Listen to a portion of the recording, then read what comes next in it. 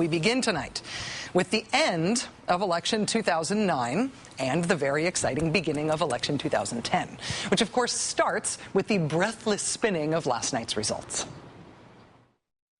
There's no question that these elections propelled Republicans into 2010. We won one in California. We won the big one in New York 23. Where the Obama agenda was at play were in the two congressional races, both of which were won by Democrats. Taking away from this, we look to 2010. People have clearly made a choice in our states. They have said no to the one-way street of the economic policies of the Obama administration, the Pelosi Congress. Assume the Heisman position. Oh, yeah, baby. There you go. That's my moment. Yeah, baby. Spin aside, the political map in this country did change last night. Before last night, here was the partisan breakdown of governor seats across the country. 22 Republican governors and 28 Democrats. After last night, this is what it looks like. Yeah, I know. It's stunning, right? Republicans picked up Virginia and New Jersey. So we're now at 24 Republicans and 26 Democrats.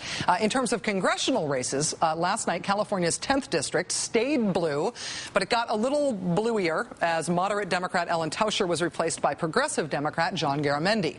The congressional race that got all of the attention last night was, of course, in the Northeast. It was New York's 23rd congressional district.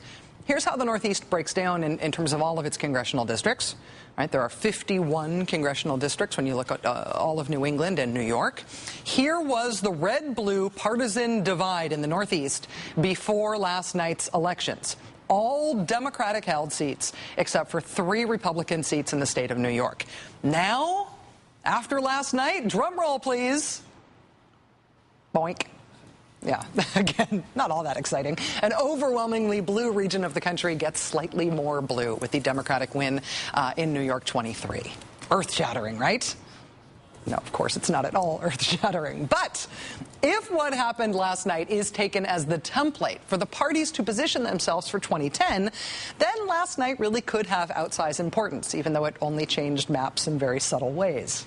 Even though Republicans lost in New York's 23rd district last night, their actions today indicate that conservatives may be building their campaign for 2010 on what happened in that congressional race in New York. Today's political news was all about California, of all places, where McCain campaign advisor Carly Fiorina today made the long-expected announcement that she's running for the Republican nomination to try to unseat Democratic Senator Barbara Boxer next year. Unexpectedly, Ms. Fiorina is already being cast by the conservative movement in the role of ousted New York 23 Republican Didi Scazafava. Playing the role of Ms. Scazafava's ouster, Doug Hoffman in this case, is the more conservative California Republican Chuck DeVore, who's running against Carly Fiorina out there. The role of the not-from-around-here conservative celebrity here to Bigfoot the local race, played in New York by Fred Thompson, Sarah Palin, Dick Armey, Rick Santorum, Glenn Beck, etc. It's being played in California by Republican Senator Jim DeMint of South Carolina, who is throwing his weight not behind the party favorite Ms. Fiorina, but instead behind conservative movement favorite Chuck DeVore. This race even has its own Newt Gingrich figure, too. The figure once thought of as a true conservative, but now risking everything to take on the celebrity conservatives of his own party. It's Republican Senator Lindsey Graham in California who is backing Ms. Fiorina. Senator Graham offering this warning today to those who might try to New York 23 any future races. Quote, to those people who are pursuing purity, you'll become a club, not a party. As a kickoff for those who might wish to purify the Republican Party in 2010, the latest Tea Party-style Fox News-promoted protest against the government is tomorrow in D.C. Republican Congresswoman Michelle Bachmann on Glenn Beck's TV show today calling for freedom fighters across the country to meet at high noon tomorrow at the U.S. Capitol to look into the whites of the eyes of congressmen for a big anti-health reform demonstration. It's an event that's being organized in part by the group Freedom Works, which just launched a website called, I'm not kidding, don'tkillgrandma.com. On that site, Freedom Works is calling for a simultaneous nationwide rally tomorrow at all congressional offices in the country, as well as at the Capitol Hill steps in Washington, D.C. There, they say there will be a simultaneous chant of "Kill the Bill" followed by protesters physically burying it, burying the paper copy of the bill. If you want, FreedomWorks is also providing helpful talking points for those who might want to attend. The prospect of thousands of Tea Party patriots descending on Washington tomorrow was terribly exciting for Republican Congressman Steve King of Iowa, who had this to say. There are buses coming in from state after state after state converging on this city. People are dropping what's important. It's as if Paul Revere had ridden across America and said, here's the call. Here's the call of your country. To be technically correct, it's not really Paul Revere that's calling. It's actually the 9th richest man in the world, David Koch, head of the giant oil company Koch Industries and national chairman of Americans for Prosperity. See, it's Americans for Prosperity that is providing the buses, busing people in from all over the East Coast tomorrow for the whites of their eyes, don't kill grandma, bury the health care bill rally in D.C. We checked with Americans for Prosperity today to see if they would disclose to us who's paying to provide the free bus rides to D.C. for the Whites of Their Eyes rally. They gave us some general information about the financial relationship they have with their local chapters, but they could not tell us definitively who's funding all those buses. So the Whites of Their Eyes demonstrators tomorrow will enjoy the financial largesse of undisclosed donors busing them to D.C. The John McCain wing of the Republican Party has already been declared the enemy by the conservative movement, and the 2010 election season is already fun. Joining us now is Eugene Robinson, associate editor and Pulitzer Prize-winning columnist at The Washington Post. Gene, thanks very much for your time tonight. Good to be here, Rachel. Good news or bad news for the White House and for Democrats if New York 23 becomes the template for conservatives for 2010?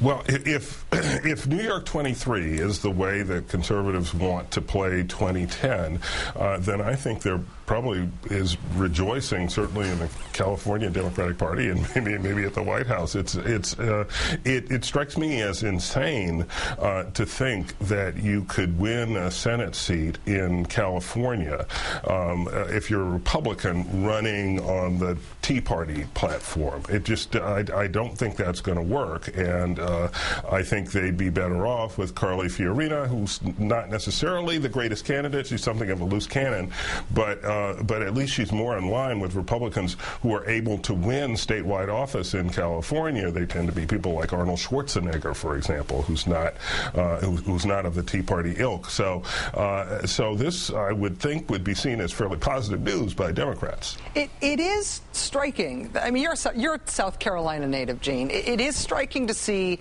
this split between South Carolina's two conservative Republican senators, Jim DeMint and Lindsey Graham, being played out all the way across the country in the Barbara Boxer Senate race. It makes me wonder if a lot of what we're seeing here in terms of the schism among conservatives and Republicans really is a regional thing. Maybe the Doug Hoffman race would have turned out a lot differently in South Carolina than it did in upstate New York. Well, maybe it would have. It's partly regional, but I think it is partly a battle for the soul of the Republican Party. I mean, there was enough tumult in New York 23 to drive Dede Skozafava out of the race, and granted, a lot of that came from out of the state. I suppose when you're talking about the Republican Party at all these days, you're almost talking about a regional party. But as a strategy for making it a big tent party that can move beyond the South and back into parts of the country where the Republican Party was once strong, this seems to me to be insanity. But the Republicans probably have to fight this out and come to some sort of way forward, and it might be messy for a while. Well, some of the conservative celebrities who engineered the Republican loss in New York 23. They already are promising to primary moderate Republicans in 2010, and we're seeing Carly Fiorina on their list. We're seeing Charlie Crist in Florida on their list. Who's going to come to the defense of these folks? Or are these politicians who get targeted by the conservative movement, these conservative celebrities, are they really politicians without a country right now, without allies?